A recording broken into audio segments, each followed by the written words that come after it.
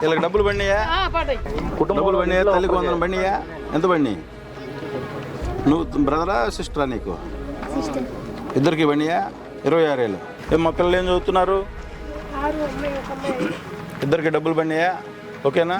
Gas డబ్బులు okay, బాగుంది కదా? పెట్టుకో. ఎలక్షన్లు అప్పుడు ఏదైతే చెప్పాడో ఎంతమంది పిల్లలు ఉంటే అంతమందికి ఇచ్చారు కదా. పిల్లలకు డబ్బులు పడినాయి. గ్యాస్ డబ్బులు ఓకే, రైట్. అరే మీ అందరూ మా మదర్ అకౌంట్లో డబ్బులు పడినాయంటరా? పడినాయా?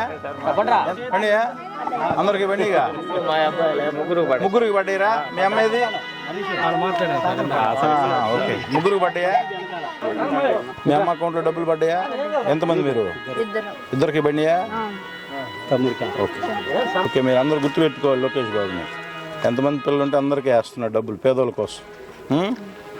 ఇద్దరికి పడినాయా డబ్బులు? సిస్టరా నీకు? ముగ్గురా? తల్లికి వందనం ముగ్గురికి పడినాయా? ముగ్గురికి. మీ అమ్మాయిది? అమ్మ ముగ్గురికి పడినాయా?